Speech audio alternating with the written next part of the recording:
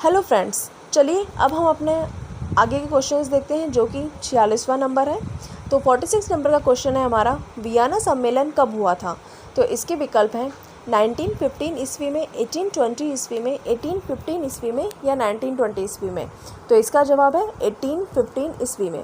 हमारा 47 नंबर का क्वेश्चन है, किस देश को यूरोप का मरीज कहा जाता है। तो इसके विकल्प हैं फ्रांस को, जर्मनी को, इटली को, तुर्की को। तो इसका जवाब है तुर्की को। जर्मनी का एकीकरण कब पूरा हुआ। तो इसके विकल्प हैं 1849 ईस्वी में, 1890 ईस्वी में, 1870 ईस्वी में, 1871 ईस्वी में। तो इसका जवाब है 1871 ईस्वी में।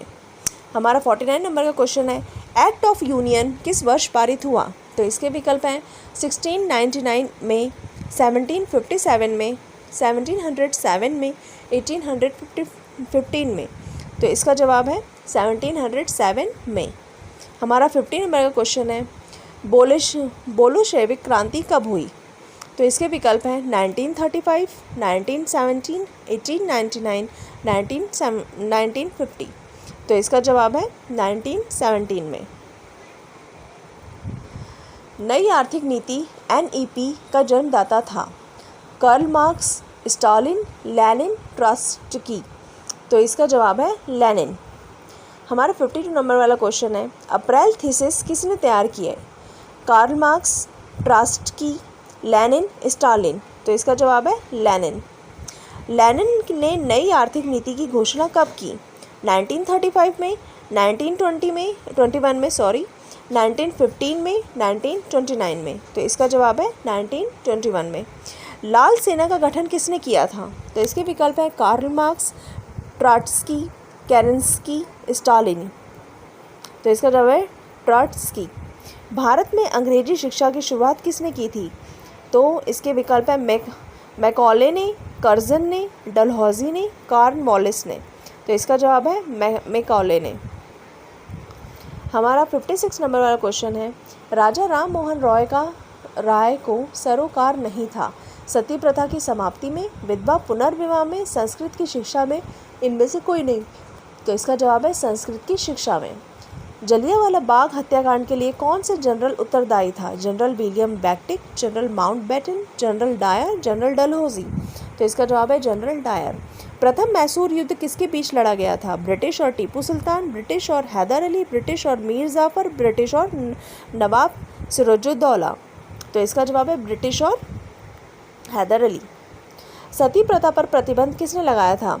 लॉर्ड डलहौजी ने, लॉर्ड माउंटबेटन ने, लॉर्ड विलियम बेंटिक ने या लॉर्ड कर्जन ने। तो इसका जवाब है लॉर्ड विलियम बेंटिक ने। किस वर्ष में म्यांमार भारतवर्ष से अलग हुआ था। 1950 में, 1947 में, 1937 में या 1950 में। तो इसका जवाब है 1937 में।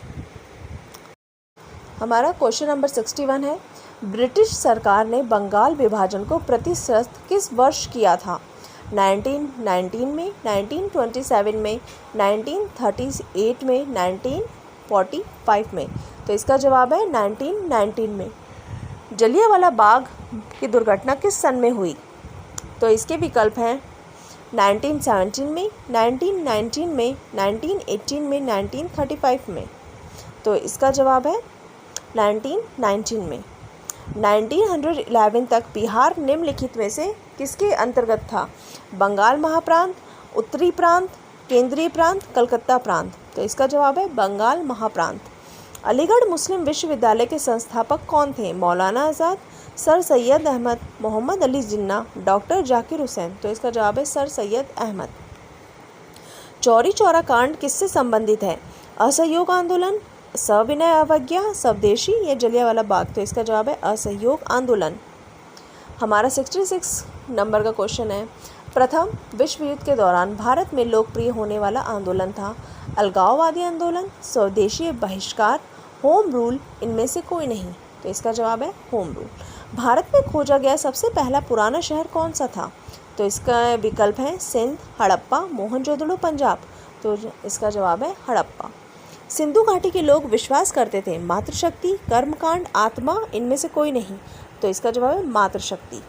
आर्य शब्द का शाब्दिक अर्थ है वीर, श्रेष्ठ या कुलीन, विद्वान, योद्धा। तो इसमें से इसका जवाब है श्रेष्ठ या कुलीन। निम्नलिखित में से किस फसल का वैदिक, हमारा क्वेश्चन नंबर 70 है, निम्नलिखित में से किस फसल का ज्ञान वैदिक काल के लोगों को नहीं था? तो इसका विकल्प है चावल, गेहूँ, तंबाकू, ये सभी। तो इसका जवाब है तंबाकू। हमारा क्वेश्चन नंबर 71 है, वैदिक गणित का महत्वपूर्ण अंग है उपनिषद, अथर्ववेद, शुल्ब सूत्र, शतपथ ब्राह्मण। तो इसका जवाब है शुल्ब सूत्र। हमारा क्वेश्चन नंबर 72 है, किस वेद में प्राचीन वैदिक युग की संस्कृति के बारे में सूचना दी गई है? तो इसके विकल्प है ऋग्वेद, सामवेद, अथर्ववेद, इनमें से कोई नहीं। तो इसका जवाब है ऋग्वेद। वेदों की संख्या कितनी है? तो इसके विकल्प हैं 3, 4, 6, 8। तो इसके जवाब है 4। हमारा क्वेश्चन नंबर 74 है, ऋग वैदिक आर्यों का मुख्य व्यवसाय क्या था? इसके विकल्प है शिक्षा, पशुपालन, कृषि, व्यवसाय। तो इसका जवाब है पशुपालन। भारतीय संगीत का आदि ग्रंथ किसे कहा जाता है? तो इसके विकल्प हैं सामवेद, ऋग्वेद, अथर्ववेद, यजुर्वेद। तो इसका जवाब है सामवेद। क्वेश्चन नंबर 88 है, आरंभिक वैदिक साहित्य में सर्वाधिक वर्णित नदी है सिंधु, गंगा, यमुना, सरस्वती। तो इसका जवाब है सिंधु। कर्म का सिद्धांत किससे संबंधित है? तो इसके विकल्प है मीमांसा से, वेदांत से, न्याय से, ये सभी। तो जवाब है मीमांसा से। वैदिक युग में प्रभावित लोकप्रिय शासन प्रणाली थी गणतंत्र, प्रजातंत्र, राजा शासन, वंशानुगत राजतंत्र। तो इसका जवाब है गणतंत्र। हमारा क्वेश्चन नंबर 91 है, सबसे प्राचीन वेद कौन सा है? तो इसके विकल्प हैं सामवेद, ऋग्वेद, अथर्ववेद, यजुर्वेद। तो हमारा जवाब है ऋग्वेद। कौन सा वेद अंशतः गद्य रूप में भी रचित है? तो इसके विकल्प हैं ऋग्वेद, सामवेद, अथर्ववेद, यजुर्वेद। तो इसका जवाब है यजुर्वेद। निम्नलिखित में से कौन सी स्मृति प्राचीनतम है? पाराशर स्मृति, मनु स्मृति, नारद स्मृति, इनमें से कोई नहीं। तो इसका जवाब है मनु स्मृति।